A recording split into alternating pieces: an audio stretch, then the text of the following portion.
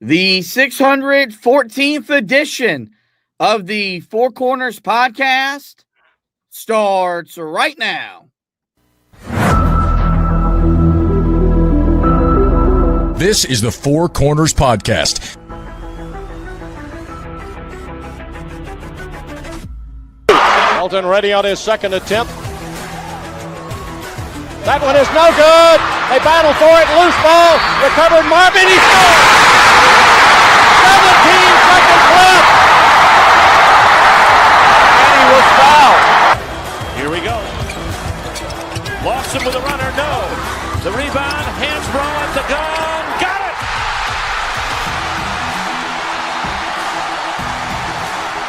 They were 4 for 24. Hansbrough on a switch on Paulus. A deep three. And Green rips down the rebound in traffic. 4-on-1. What a great job.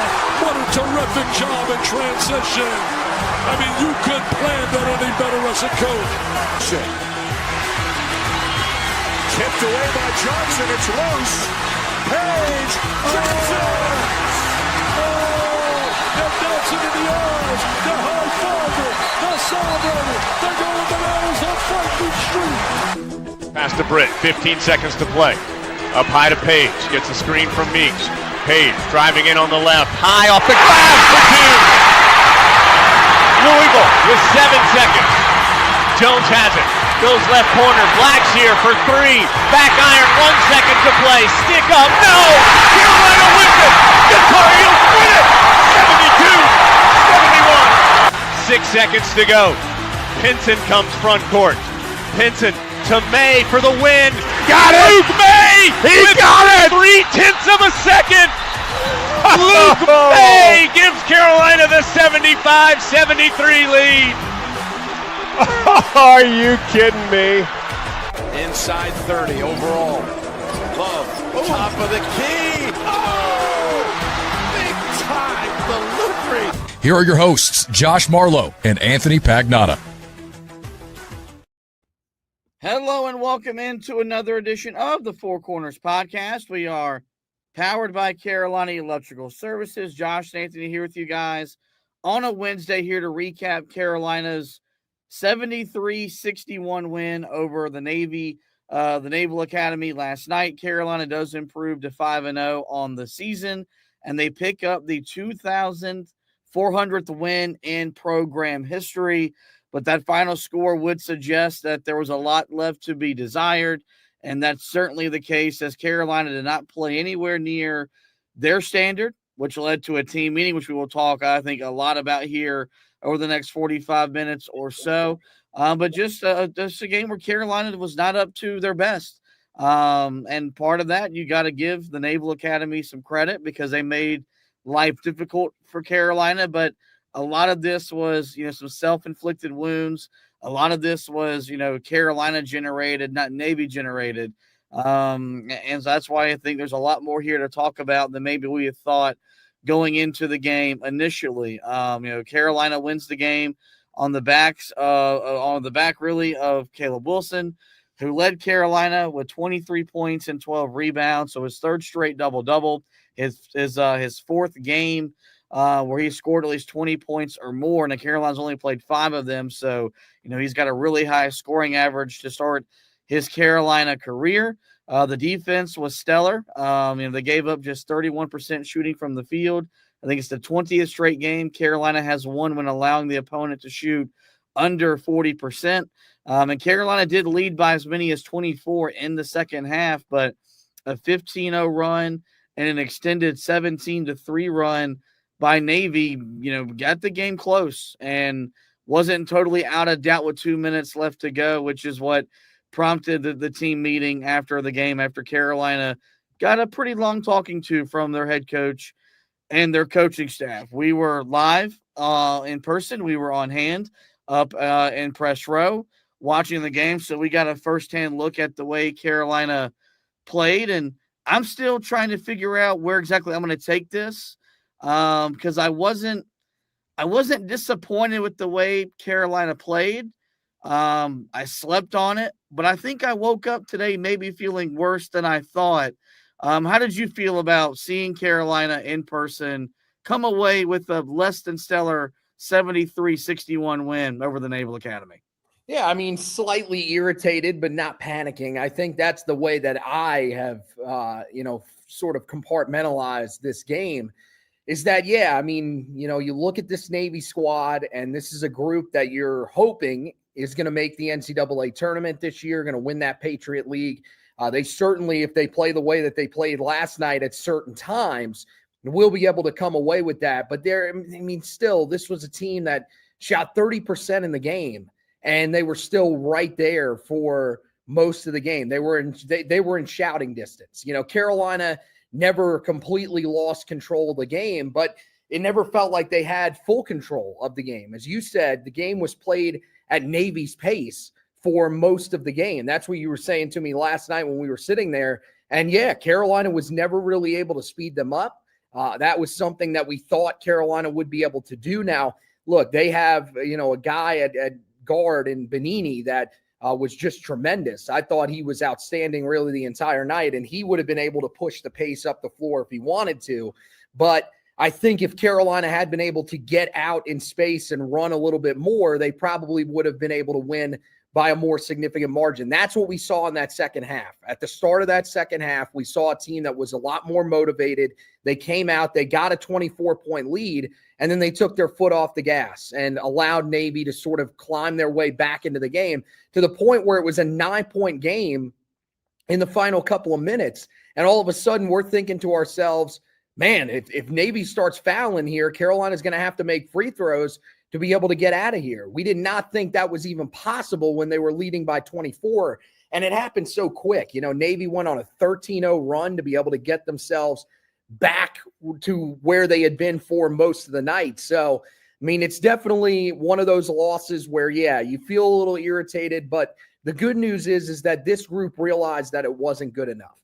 And they said to themselves, we need to have a player meeting after a win. That's the thing that I think is a good sign, is that Carolina didn't wait until after a loss to have a player meeting. They did it after a 12-point win.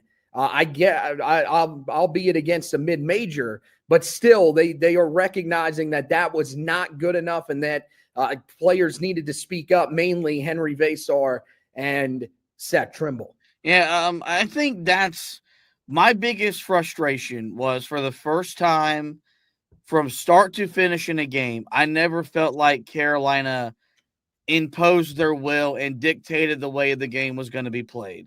In Kansas, they didn't do it in the first half. They did it in the second half. They blew the Jayhawks out of the building.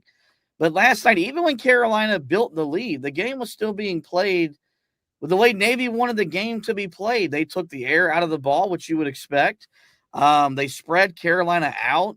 They drew their big men out from underneath the basket, and they just drove Carolina over and over again, and they forced the defense to collapse, and Benini was able to just, convert these wraparound passes through trees that you just got to give him credit.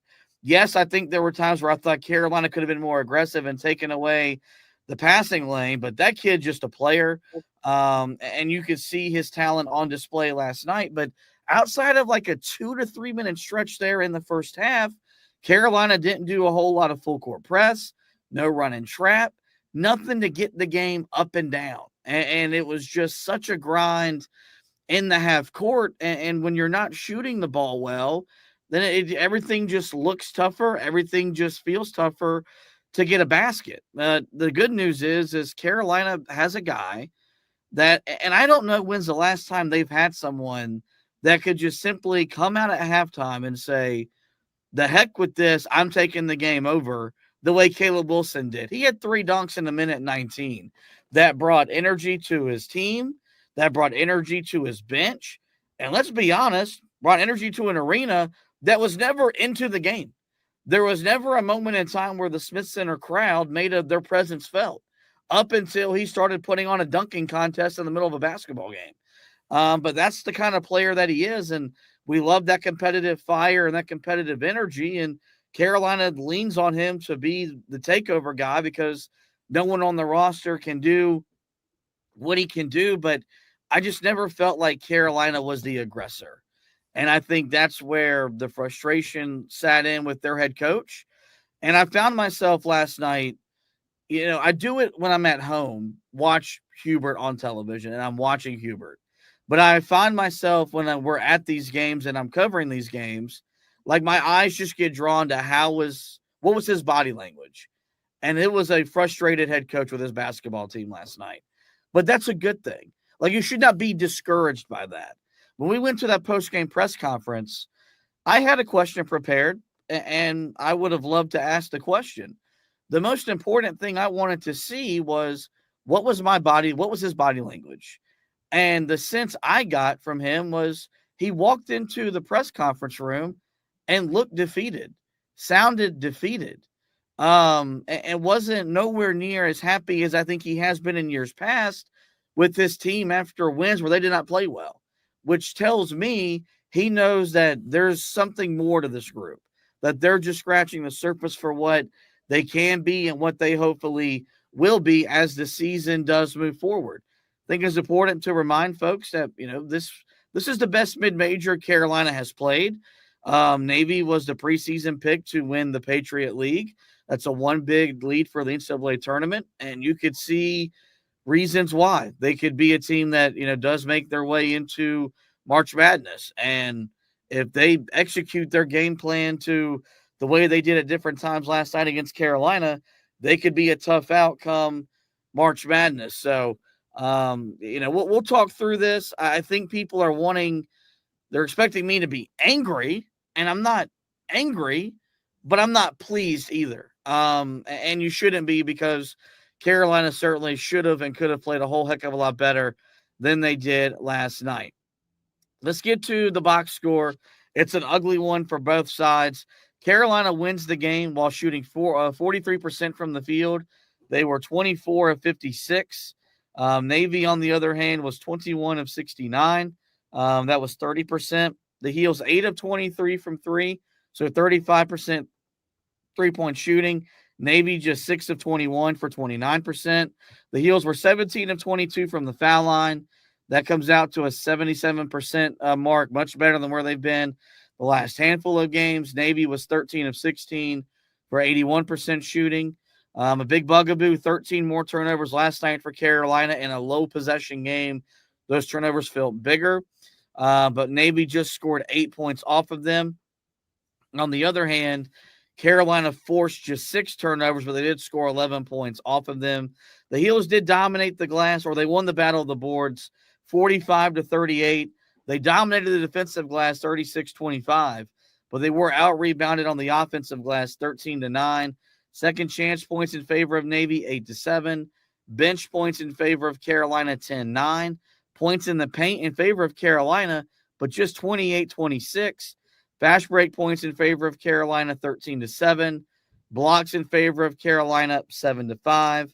Navy did have more steals to Carolina. They had won that battle 8-4. Overall, Carolina 15 assists on 24 made baskets. Navy with 10 assists on their 21 made baskets. And Carolina led for 39 minutes and 17 seconds in the ball game. We'll now transition to the quote of the game where we will hear from head coach Hubert Davis, and this is his first remark in his press conference with the media, and he talked about how he wasn't happy with the way his team failed to finish the game. Well, I mean, that's great that they're, communicating and talking amongst themselves, and you're right, I think we had a 24-point lead. We went on a 15-0 run, and then down the stretch 17-3, and so was disappointed in how we finished the game. I felt like just the sustained energy in the first half wasn't there, but I thought we picked it up in the second half. We were playing well, and just unfortunate that we didn't finish the game better than the way that we did. All right, so you hear Hubert there, a lot of a little bit of hesitation. You were in the same press conference room that I was in. You were actually sitting right beside me. Did you get the same sense I got being in the presser and looking at Hubert's body language? Did you look at a coach who was coming into the media session after a win but looked and sounded defeated? I guess a little bit. I mean, I still felt like I felt like disappointed in his team, the way that they finished the game, the fact that they allowed the game to be controlled by Navy. I didn't think he came in defeated. I think he still believes that this is a team that is going to be able to accomplish some really good things. The other thing is, I think he is encouraged by the fact that they had a team meeting afterwards. You could tell that was what he started with there at the start of that answer was, I'm glad that they're coming together. I'm glad that they are feeling like they need to, meet after a game like this. And I think that's ultimately the thing that you should take away the most from this game is that this team realized that that was not good enough. They said, hey, it's not only enough for Hubert to tell us that. We need to get together as a team and say things have to be better because we are not going to be able to beat a team like Michigan State playing the way that you played last night. You play at Michigan State's pace the way that they played in that game against Kentucky, you're going to get beat, and you could get beat handedly, as Kentucky showed. So I think that's something that Carolina's aware of. And I think last night they wanted to make sure that the leaders on this team and, of course, the coaching staff wanted to make sure that the message was conveyed that that was an unacceptable finish to the game. You had done everything that you needed to do in that second half to get the lead to 24, and you were feeling comfortable there. And if you had won by 24, nobody's complaining. But when you let them back into the game and you let it be a single-digit game as late as it was, that's when you start getting a little concerned about what exactly is going on. Why did they let this team back into the game so easily? And what would happen if they were playing a team that was a little bit better, that was, maybe didn't get down by 24, but was able to go on a similar type of run. So I felt like he was disappointed in his team, but I still feel like he feels confident in his group based off of what he said afterwards in the press conference. I still feel like he looks at this group as one that can accomplish some really special things. And I still think that's on the table even after last night. I don't think that last night takes away the fact that this team can still really be a good team. I think the other thing that you wonder is with 5 straight games at home, was there a little complacency that set in with the fact that, hey, we're playing in the Smith Center again. This is the 5th straight game at home. Navy's an opponent that should, roll over eventually for us. I think it was one of those games where you felt like you could roll the ball out and simply win the game by double digits. And that was not necessarily the case because Navy made it difficult on you. Yeah, let's just go ahead and get to the team meeting stuff because I think for our audience, that's what they want to hear us talk about the most because that's the biggest talking point coming out of the game is that after a win, Carolina had to call a team meeting. Kind of give people behind a peek at the curtain. We're standing in the lobby where you get to have access to the players, and it took them 27 minutes for them to be released to the media. And our people like Andrew Jones, Michael Coe, R.L. Bynum, who do this a lot more frequently than we do. I mean, they're timing this stuff and kind of just making jokes about it because, hey, they got articles to write and, they want to get back home and they don't have the 2.5-hour drive back to Charlotte that you and I had. But it was about 9:30. Game finished at 9:01, and it was 9:28 before we get a player, the players to get released. I went over to Henry Visar. You went over to Luka Bogovac. Those were the 2 first guys that came out. And I don't know how it was for Luka. For Henry, it was pretty much his first or second answer. He made it known. Yeah, it took us a minute to get out here because we had a team meeting, and it was a player-led team meeting. We later find out that it was Seth Trimble, the injured guard, in his senior season, was the one that called the team together. And I think the first thing that really stands out is that lack of leadership that we heard so much last year from Carolina's head coach and from people that covered the team. It's not evident with this group. This is a group that has a vocal leader and has someone that's willing to hold people accountable. And he's willing to do so while not being on the court, which really tells you how much respect that he does garner, where he can't even play right now. But when he comes up and says, hey, we got to have a conversation, people aren't scoffing at him and saying, hey, go run your ice cream shop, you're injured. It's like, no, what does Seth Trimble have to say? And this is something we talked about in the summer, where I felt like Seth Trimble was ready for this moment, was ready to be a leader. And I hate that he's having to lead while not being able to play. But I think it does speak volumes that you're right. This didn't have to come after a loss. This came after a win where the players said, hey, we won, but we didn't play to our standard. Let's sit here and let's talk about this. Yeah, no, I think you're 100% right. And the fact that you got it from a veteran like Seth Trimble, I mean, that's someone that, you're not going to see pushback to. They're not going to look at him and say, oh, this guy's just a kid. That he was the guy that stepped up as an injured player and said, guys, we need to be better than this. And credit to the locker room for, taking that in and saying, yeah, you know what? He's right. He's 100% right. And we're going to listen to what he has to say. Because, yeah, you could say, well, you weren't out there with us. And I believe, and I said it last night when we were driving home, I believe that if Seth Trimble plays in this game, it's a much different game. I really do believe that he would have been able to stop the dribble drive penetration that you saw in that first half. I believe that, some of, what Navy was able to do, throughout the night with their guards, especially down the stretch where they're able to knock down some shots from the outside, wouldn't have happened because you would have had your best perimeter defender out there. And so, yeah, I mean, I think it's, for some people, they might say, well, it's concerning that you have to call a players only meeting this early into the season. That should be something that happens later in the season. But I think this is just one of those games in years past, especially under Hubert Davis, those previous teams, man, that leadership group is not calling a team meeting after this game. They may think to themselves, hey, we didn't play well, but they're going to just continue on and say, we'll be better next time. You know what? There were plenty of times where it felt like Carolina rolled the ball out and expected to win, in certain games, and games were a little bit closer than they were supposed to be. And that leadership group never really felt like it spoke up quite like this one did. At least we did not get told about it. Maybe there were players-only meetings that happened, but it wasn't something that was told by the players to the media. And so credit to Henry for stepping up and saying, hey, man, we had a players-only meeting. We knew that this standard just wasn't good enough. We needed to call this.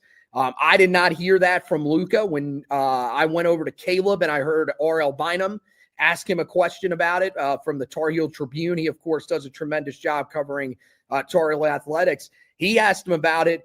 I couldn't hear exactly what Caleb said, but he either said no or no comment to his question about it. But still, you heard, it was brought up by Henry. Jaron Stevenson apparently said something about it. I heard someone saying that he was talking about it too. So it did happen. And it was something that, as we found out a little bit later on, it was really Henry and Seth that stepped up and were at the front of the room leading the charge. So I love that from a Tar Heel fan perspective, that you've got guys on this team that are willing to step up, that are willing to say something after a performance that should have been better from them all around. And look, I'm with you, man. I have all the respect for Navy in the world because, I mean, these guys have a chance to win the Patriot League this year. They should win the Patriot League this year. It's either them or probably Colgate because we've been so used to them making the NCAA tournament out of that league. That's a good basketball team. That's a team that fought really hard. But it felt like there were moments where Carolina was just sleepwalking through this one. And that's, a little frustrating. You would like the team to be, full go every time they take the floor. But, I mean, that didn't happen. And credit to these guys for calling it out after the game. Yeah, I look, the ABCers, the detractors are going to tell you this is a sign for concern. This is a troubling thing that 5 games in after a win over a mid-major, Carolina is having to have a team meeting. I look at it as the opposite, man. I think you've got a group that knows what they're capable of doing. They know how they're capable of playing. And whenever they don't play to that level, to that standard, they're going to hold themselves accountable. And what, the buzzword right now, what you hear from coaches when they talk about their team is you hear player-led teams are the best teams. We heard Mac Brown say it all his years coaching Carolina football. You've heard, Hubert Davis in his brief tenure coaching Carolina basketball. Like, yes, you do need leadership from your coaching staff, and your coaching staff sets the expectations and they set the culture, so on and so forth. But they can only lead so much because they're not on the court. They're not the ones that are doing the action. It's the players that are ones that are trying to execute what the coaches are trying to get across to them. And I think it just does show you that for a group that's got 11 new players, that's learning how to play together and learning how to win together, there's a mutual love, respect, admiration to where no one's afraid to buck up to someone and hold someone accountable. RJ Davis was never comfortable doing it, and it's why Carolina struggled last year during his final season. Seth Trimble, you could tell that leadership was in him because of the way he talked after the blowout loss at Clemson, the way he talked after the season-ending loss to Ole Miss. And so I just think it's great that he's getting to be the leader that he's always been primed to be, and hopefully he'll be able to lead in a much bigger way when Carolina gets him back on the court here, hopefully in the next month or so. The stat of the game, I went with field goal percentage just because, Carolina shot 13% better from the field. They were 43%. Navy shot 30%. And I think, Navy, made 3 less field goals than Carolina did, but they took 13 more shots. Part of that was because Carolina took 6 more free throws, but also had 7 more turnovers. If this would have been a game where Carolina's defense would have been lackadaisical and maybe Navy shoots 37, 38% from the field, do I think they still win the game? Probably not.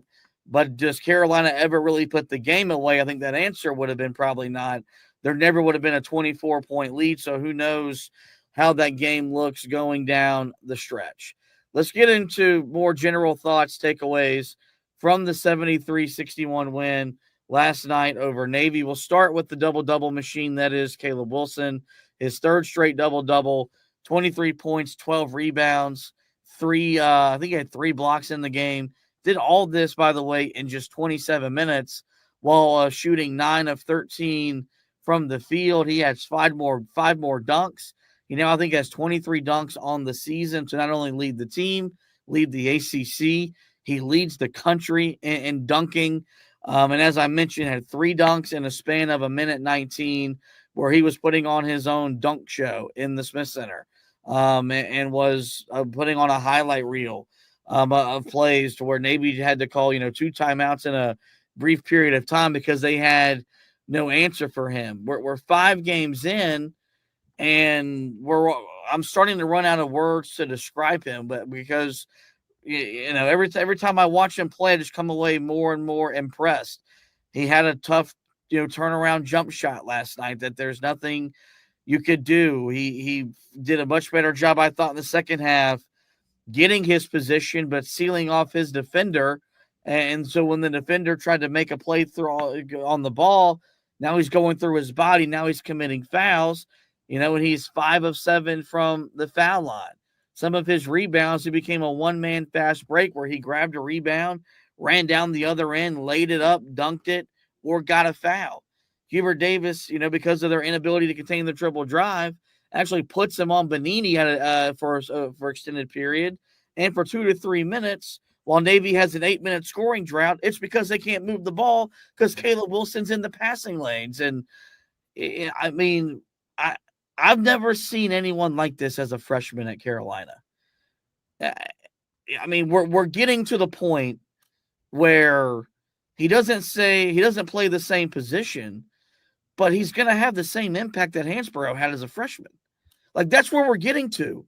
Mm-hmm. And we're just 5 games in, and he's still just scratching the surface for what I think he can be on both ends of the floor because he's still learning how to play. He's still learning how to adjust to the officiating because he's dealt with some foul trouble here in the first halves, past couple of games. But when that motor gets going, there's no stopping him, and he's as fun as any player in the country right now to watch play basketball.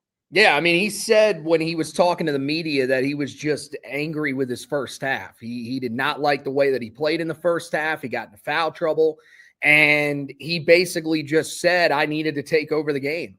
And that's what happened. I mean, you saw it right there on the court. it immediately started to create a buzz in the Smith Center with everything that he was doing. And I mean, yeah, not only is he rebounding the ball incredibly well on the defensive glass, which Carolina needed because they were being out rebounded on the offensive glass by Navy in the first half. He's ripping down those defensive rebounds, but he's also blocking shots. He did that multiple times in the second half, blocked a couple of shots from Benini inside and turns that into a transition opportunity. He had 4 steals in the second half, creating turnovers from a Navy team that wasn't turning the ball over really much at all. I mean, they only had 4 turnovers in the second half. All 4 of those turnovers were Caleb Wilson literally just stealing the ball away from them. So, I mean, yeah, he did everything that you needed to do. And it's amazing the ability to just get as hot as he does when he's not really a guy that's shooting the ball away from the basket nearly that much. But he is a guy that when he catches fire, I mean, his ability out in open space is amazing. I mean, the long stride, there was a dunk that he had. I don't remember which one it was because he had 6 of them on the night. I mean, yeah, there was a moment where he literally gathers, and most of the time you would think, okay, where he gathered the ball, he had to have walked, but he took 2 steps because his stride is that long. And the highlight that's being played over and over again, the dunk that made it an 8-point game when it was 43-35, where where he is jumping from and where he is stretching out from to dunk the ball. I mean, it's just insane. So, I mean, yeah, it was brought up. I think it was Noah Weiskopf, who writes for Tar Heel 24/7, who was asking the question. He asked Hubert this question too. Why does when Caleb dunks, why does it create more energy for the team than just about anybody else? And it's definitely a good point because you could tell the Smith Center, I think, is a big part of it because when they react to some of these dunks, that was really what got the atmosphere up in the Smith Center in that second half. And to be honest with you, you can't really blame them for not having much of an atmosphere. I mean, there wasn't a lot to get excited about throughout most of the night because everything was so stop and start in terms of, the scoring success that Carolina would have, the scoring runs they would go on. It would later be countered by a Navy scoring run. So anytime the crowd would get into it, Navy would seem to counter. But in that second half, until they made that late run, that really wasn't the case because Caleb Wilson was just taking over. And you talked about the shot that he had where it's a turnaround jumper from the left side of the basket. And he just nails it, probably from I don't know, what was it? Probably like 12 feet or something like that. A play that you just can't guard. And I mean, the touch on the ball, the fact that it hits the rim, hit just about every part of the rim, and then eventually goes in. That's something you just can't teach. This dude, the way that he can score it in the post is crazy. And how explosive he is as a dunker is amazing to watch. I think that, again, the sky seems to be the limit for him because, yeah, you said it. This wasn't even a perfect game from him. He still had 4 fouls. He still, a couple of times failed to seal off his defender. That's something that he's going to have to do a better job of, especially when you're going to be in some of these tight games where these turnovers may matter a little bit more. But he's still a guy that seems to be learning as the game goes along because we saw him later in the game seal his defender off well and get rewarded for it. So, I mean, yeah, I love the way he plays. He is easily the reason that you watch this team night in and night out. And the thing is that he's a consistent player. Not saying that there aren't other guys on this roster that can be consistent. I don't think, a night from Henry Vasar where he had 10 and 7, I don't think that's necessarily us saying he's not a consistent player. But Caleb Wilson is that dude that just about every time that you show up to watch a Tar Heel basketball game, he is most likely going to score 20 points. He's a guy that now feels like he's going to get to at least 10 rebounds, and he's going to do something on the defensive end to affect what the opponent is doing. And that's something that I don't remember, like you said, the last guy that really had an impact like that outside of a guy like Tyler Hansborough in his freshman year. Let's get to the backcourt. We'll talk exclusively about Kai and Evans because Carolina fans were out in full force after he struggled last night. 3 points, 5 rebounds, 6 assists, did commit 3 turnovers in 30 minutes, but was just 1 of 9 from the field, 1 of 8 from behind the 3-point line. Never, I thought, looked comfortable. I thought of all the players that were affected by the multitude of different defenses that he had to kind of dissect, he struggled the most. And look, Navy threw a lot at Carolina. You saw a full court press. You saw a 2-3 zone that would then fall up. They would then fall into man. You saw obviously man-to-man defense. You saw a 2-2-1 at one point, which I don't remember the last time I saw a 2-2-1 at the college level. That's a defense that you really saw kind of come away in the 90s and the early 2000s. They did a lot of different things defensively, and it's why they controlled the rhythm. It's why they controlled the pace of the game, and you have to give them credit. And Carolina has done a really good job, it's felt like at times this year, when they see a defense, being able to adjust, dissect, and attack. And they've done a really good job against zone because they've got such good high-low passers where once the ball gets to the foul line, they either got the baseline cutter they could bounce pass it to for a dunk or lob it over to the big man for a layup, dunk, foul, so on or so forth. But none of that was there last night. They could never get the ball there. But I really thought Kyan Evans was the one that was most just impacted. I never thought like he had confidence in how to attack the defense. And the game was never played on the open floor for him to just run up and down the court and make easy, simple reads in the pick and roll game because it was such a half court game. You can live with 6-2 assist to turnover ratio because that's still better than what you got at different times last year from Elliot Cadeau. But I'm not going to be mad at him for having a bad shooting night when I came out after the North Carolina Central game and said I want him to be more aggressive. Like I came out from that game wanting him to seek his offense more often. He does this. The ball just doesn't go in the basket, but there's no doubt that there's a void with this on this roster without Seth Trimble, because now you need Kyan Evans to be productive. You need him to be efficient. You're now probably asking a little bit more from Derek Dixon than you want to, although Dixon, I thought, played well last night. 8 points, was 2 of 3 from 3 in 16 minutes. But Jaden Young gives you nothing off the bench. Looks almost lost out there at times. Isaiah Dennis only played 1 minute, and that was at the end of the first half. And so this backcourt is still, I think this backcourt pretty much is going to be pieced together until Trimble comes back. I think Evans is going to ebb and flow as a scorer.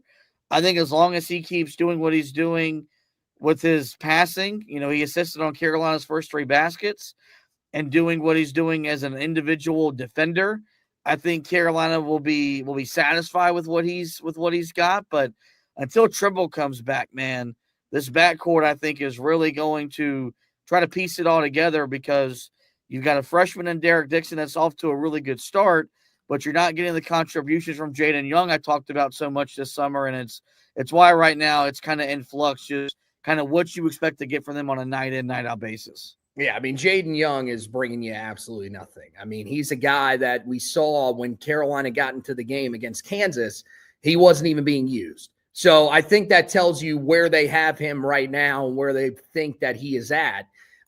In terms of Kyan Evans, I mean, look, man, people are going to complain. People are going to panic. I mean, I had people that told me last night on my tweet about his struggles that he should be benched. They should have Derek Dixon start the game.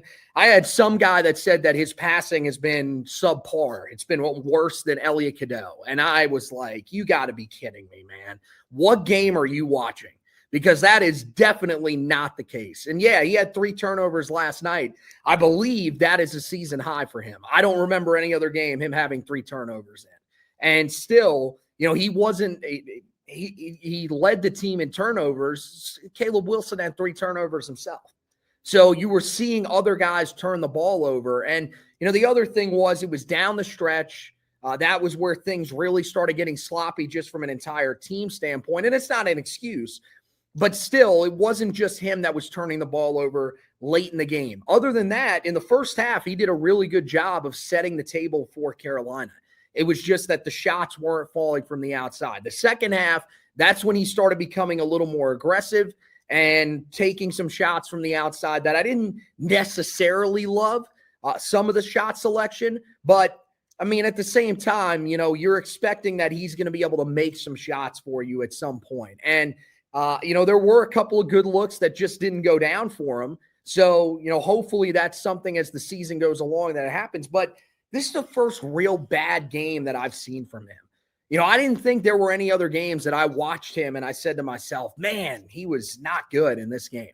I know he wasn't really that much of a contributor offensively in terms of scoring the basketball against Radford, but I really didn't think that it was that much of an issue. I thought he was sharing the basketball well, and I thought he was defending well. Maybe this game you take issue with him on the defensive end of the floor because he really struggled at times to stay in front of Benini. But, I mean, yeah, that's one of those guys that, you just hope Carolina doesn't see many more dynamic point guards like that the rest of the year. Or if they do, that Kyan Evans can grow on that end of the floor and be able to handle himself a little bit better in that area. And I think he probably will be able to do that. In terms of what you want to see from him on the offensive end, yes, I wanted to see him seek his offense more. I would like to see him try to drive the basket a little bit more, but I just don't know if that's necessarily in his game. I don't think he's a guy that is built to put a ton of pressure on the rim, not like Seth Trimble. And I think that's the thing that you're saying right there is that Carolina's kind of going to have to patchwork it just a little bit because you don't really have a guy that can put that much pressure on the rim. We saw moments where Luka tried to do it, but he's not a guy that in the half court is driving inside, is beating guys to a spot on the floor and just getting inside and finishing. We're just not seeing that from Luka Bogovac. I think part of it is that Luka's just not as fast as Seth is. Seth could turn that corner so easily because of how quick he is. Luka, it's a little more plodding, but still, I mean, he had a good night. I'm not going to criticize him for what he did. 16 points, knocked down 3 threes from the outside. He was big for Carolina, but it's just a little bit different. And then especially on the defensive end of the floor. Yeah, if Seth Trimble's out there, he's putting more pressure on that ball. Benini is going to have to give it up a lot easier. He's not going to be able to drive and kick as easy as he was able to do last night, draw that second defender, which allows Carolina to have a guy that's out of position rebounding wise, leading to some of those offensive rebounds that you saw from Navy. So I just think, yeah, right now you're missing a key part of this group. And yeah, maybe that's going to hurt Carolina when they play in these games against Michigan State or Kentucky. But I do think that this is still a group that, for the most part, is holding its own there. You just need to see, as we've said all year, you need to see more shots go down from the perimeter. This team just has to shoot the ball better from the outside than they are. And the good news is that in the one game where you needed to shoot it really well from the outside, you did in the second half of the game. You showed that you have that ability. So now it's about trying to make that more consistent moving forward. Hopefully that's something that Carolina is able to do with this backcourt, because that's something that could kind of counteract Seth Trimble not being there on the floor if you're able to knock down, 10, 12 threes per game, somewhere in that range. What's been able to kind of uplift Carolina amidst their backcourt not being where we want it to be, where we need it to be, has been the steady force that Jaren Stevenson has been. And I don't think he's getting enough love for what he's done for Carolina so far. Last night, 11 points, 4 of 6 from the field, 8 rebounds, and played a team-high 34 minutes. It really shows you how much Hubert Davis valued him last night, where I don't know how many games moving forward he'll be Carolina's leading minute getter, but he was that guy last night. And does he do plays that stand out and make you remember that whenever you're driving back home or thinking about the game that you remember it easily? Probably not, but he does all the little things, and he plays so hard, and he plays, with the same level of intensity no matter what the score is. And I think You really got to give him the credit because he's the one doing the work.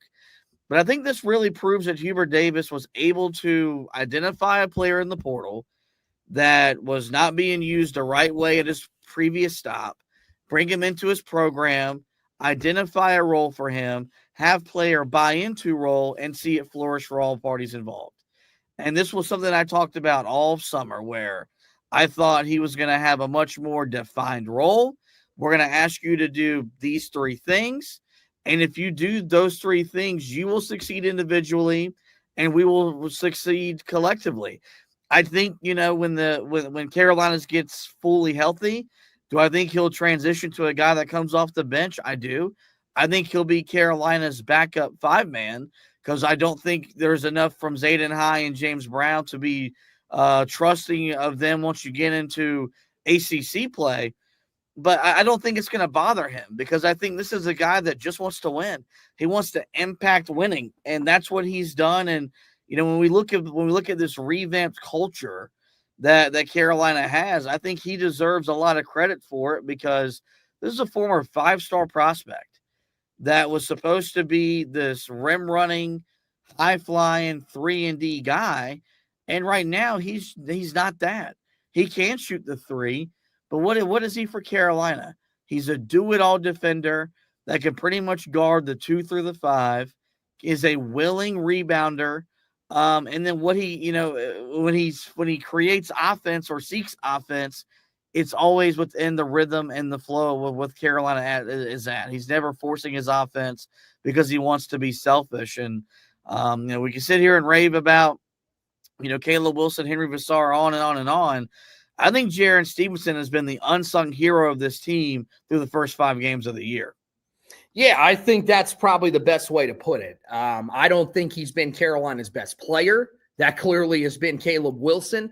But, I mean, he's the guy that, nobody is talking about the contributions that he's making. After every one of these games, everybody's focused on what Caleb Wilson's doing, and rightfully so, what Henry Vassar's doing. They're grading what they've seen from Kai and Evans. They're focused on, what exactly Luka Bogovac is bringing because their expectations were so high. And the guy that gets forgotten about in the starting lineup is Jaren Stevenson. He's just that 5th guy. He's that guy that's there, and he's doing every little thing that you need him to do. The way this dude defends is insane. I mean, there was a point last night. He gets switched on to one of the guards. Guy drives the basket, ball fake. He sells out on it a little bit, but is able to recover and block the attempt that he has at the rim. I mean, that's just showing you the athleticism, the versatility that he brings. And he can guard, we talk about Caleb Wilson being a guy that can guard just about any position on the floor. And we saw that last night with what he did against Benini. Man, Jaren Stevenson can do basically the exact same thing. He is so athletic. He covers so much space. And defensively, he makes it a nightmare at times for teams. I think, the thing for him is that he just needs to continue to do what he's doing. Because you saw last night, what I think his peak is with this team. And maybe there is more to it. Maybe he's a guy that hits a couple more threes in a game. Maybe he scores 20 or something in a game somewhere along the way. Wouldn't shock me. But last night was an outstanding showing of what he can be. Because, he was 4 of 6 from the field. He took 1 shot from 3. Last year, he would have been benched. They would have taken him off the floor. Because they would have said, you're not doing the things that we need you to do in this system for us. This year, his role is completely different. He's fully bought into it, and it's paying off. Led the team in offensive rebounds last night. 3 offensive rebounds. He's been doing that all year. He creates these extra opportunities. He comes away with important defensive rebounds for this team. And last night, this is one of the things that I don't think we necessarily knew about him because we watched him at Alabama and we saw so many threes. We wondered, how would he finish inside? Well, he had 3 dunks last night. So he's just as aggressive as these other guys are at finishing inside. I think, he has looked fantastic for most of the year. I have not seen a game that from him that I haven't liked. I think his effort level is contagious for Carolina, and he deserves so much praise. And I've said it, man. It's going to be really hard to take him off the floor as a starter when Seth Trimble comes back. Even then, I mean, no matter how good Luke is playing right now, I don't know if you're going to be able to take that dude off the floor, or if you're going to be able to take Jaren Stevenson off the floor because of what he means for you defensively. So he's doing everything that he needs to do. I think he deserves a ton of praise, and I am one of those guys that am here to say I was wrong about him in the offseason, because I thought when they brought him in, he was going to basically be what he was at Alabama. He was one of the guys I was, the least excited about out of the group that Carolina landed in the transfer portal, because I just didn't know what it would look like, him buying into a new role. I've loved everything I've seen from him, and hopefully this is something that can continue for Carolina, especially when they play in some of these games that they have coming up, where they will be facing some athletic big men on the perimeter, like what you'll see when you play Michigan State and eventually Kentucky. Did want to get to our discussion topic here really quickly, running kind of long, but a lot of talk about after the win over Navy. Hubert said that in his post-game presser that really excited to have a week off because it allows them to practice and work on themselves and, clean some things up, fine-tune some things, make some adjustments, all the normal coach speak you hear when you hear a coach talk about what they want to work on during practice. And it's going to be a week before we see this team take the court again. When they do, it'll be in Fort Myers. What do you think over the next week they need to work on the most? Oh man, that's definitely a tough one, because I think there are a couple of things from this game that you could look at. I would say the main thing that you want to see them work on is probably the perimeter shooting. I mean, that's just an area we thought that they were going to be better there with what they went and got in the portal. And they have not necessarily been great in that area. So I definitely think that's certainly something that they have to get a little bit better with. And I mean, yeah, as crazy as it sounds, with how well they've been rebounding early in the season, that's something that they still have to be working on, because in this game, you faced one of the more physical teams that you faced this year. And this was a team that was able to hold their own with you on the glass for most of the evening. So I think that's certainly an area that Carolina needs to keep working on. But yeah, it's that perimeter shooting, man. They need to be better from out there. As I mentioned, you've got guys that I think are really going to have to thrive from out there, because they are not necessarily the ones that can put pressure on the rim. They are not guys that are going to blow by some of these defenders and finish inside or get to the foul line like we saw with Seth Trimble. So I definitely think that's certainly something that they have to be aware of. And, the other thing that they've got to be aware of is that teams are going to throw different looks at them. I mean, Navy, as you mentioned, they threw every look that they possibly could throw at them in this game. I mean, Hubert was reading off all the different types of defenses that they were using. Credit to their head coach, John Perry, I believe. He was throwing out all sorts of different stuff to confuse this team. Other teams are going to see that, man, and they're going to try to do similar things. So Carolina's got to work on being able to adjust to whatever is thrown at them, and not necessarily having these moments where they go completely cold on the offensive end of the floor, because that's another reason why Navy was able to stick around. I said it. Carolina would go on a run. They would get a little bit of a lead, and then all of a sudden, here comes Navy going on a run of their own, and they're right back into the game. So I think that's certainly something that Carolina has to work on, along with that perimeter shooting and that rebounding, just to make sure that they're ready to go for St. Bonaventure and eventually the biggest test, Michigan State, when they're in Fort Myers. And mine is just going to be half-court offensive execution, because Carolina just – at some point, we got to see them shoot the ball well over the course of 40 minutes. That hasn't happened yet. I still think they're generating good looks. I thought last night there were a lot of good looks there to be had. But, I mean, at some point, you've got to start making these, or we'll just have no choice but to label you a bad shooting team. You look at some of their numbers offensively, they rank 63rd in the country in two-point field goal percentage. They're shooting 60% from inside the arc, but they are shooting just 33% from behind the three-point line. That ranks 216th in all of college basketball.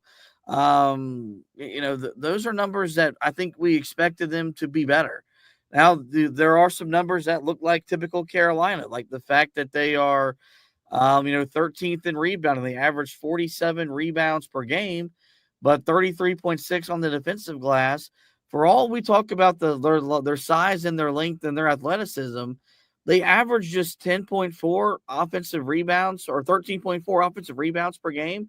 That's 102nd in college basketball. I think that's something where we could still expect and demand a little bit more production in that category because you're equipped to be you've got the lineup and the size to be the best rebounding team in the conference and be the best rebounding team in the country. Now, I do think it'll help when you get Trimble back because that's a guard that you can pencil in for 6 rebounds per game. But I do think if there's areas for growth, mainly, especially with your 2 big men, Wilson and Vassar, it's to really establish offensive rebounding presence and, be a big part of what Carolina does, generating second chance points. Best time to shoot a 3 is off an offensive rebound. I think if Carolina can start becoming a much more dominant offensive rebounding team, I think their offense will look a lot better in the half court. And I think that'll be something that'll be emphasized over the next week or so before we see this team take the court again next Tuesday against St. Bonaventure down in Fort Myers. With that, that is going to wrap up this edition of the show, guys. Oh, we got to hand out our game balls really quick. Yep. Almost forgot about that. So let's do that here right now. I'll go first. I'll take Jaron Stevenson. I won't take the layup. That is Caleb Wilson. Give me Jaron. 11 points, as we mentioned, 4 of 6 from the field. Did make a 3-pointer, 8 rebounds, and played a team high 34 minutes. As I mentioned, he's been the unsung hero through the first 5 games, in my opinion. I thought he was the best player on the floor last night that no one talked about. I'll give my game ball for this game to Jaron Stevenson. Yeah, and you said the layup that is Caleb Wilson. It is not a layup. It is a dunk because that's literally all he does. I mean, he does not – I don't know if he knows what a layup is. If he gets anywhere near the basket, it is a dunk, and that's what we saw last night. 6 of them in this game. He was 9 of 13 overall from the field, scores 23 points, 5 of 7 from the foul line, led Carolina in rebounding, 12 dunks in this game. 12 rebounds in this game, 3 blocks, 4 steals. I mean, just a guy that did everything. We talked about it, helped on the perimeter, shutting down Benini in that second half until late when Benini started knocking down some shots from the outside. This guy can just do it all, and he's going to, at this point, one of us is going to be giving him a game ball, I think, just about every time out. I think there's one game so far that we haven't given him a game ball for, and that was Radford. So just be prepared. You're going to hear a lot of Caleb Wilson as the season goes along, but this was definitely a game where he deserved it. All right, folks, that's going to wrap up this edition of the show. In the meantime, we'll direct you guys to the website, HeelToughBlog.com. We had you fully covered through the Navy game. Preview is, of course, was up there. Recap is now live on the website as well. If any news and notes do emerge over the next week, I will have you covered. Maybe get an article, opinion or 2 up with the week off. But we will kind of take this chance to kind of recollect our breath after 5 games in a shorter period of time. Anthony has you covered with all things Carolina football. Duke on Saturday. They'll be in Chapel Hill for the battle for the Victory Bell. We'll have you covered with the preview, injury report, and the recap. All that great Carolina football and basketball coverage, HeelToughBlog.com. We encourage you guys to rate, review, and subscribe to the podcast anywhere you find your podcasts. Just search the Four Corners Podcast and we'll pop up. Like I said, right once whether it's Apple, Spotify, no matter where you are, rate, review, and subscribe. That way you don't miss any of our conversations throughout the remainder of the season. If you're a video consumer, best way to keep up with us, like and follow us on Facebook at Heel Tough Blog. Subscribe to the YouTube channel at Heel Tough Blog or follow me at Twitter, HTB_Josh. If you do any of those 3 things, you'll be notified the second we go live. You can jump in and be a part of the conversation. But with that, folks, it is going to wrap up this edition of the show. I do want to thank Anthony once again for hosting with me. We want to thank you guys for watching and listening. And as always, go Tar.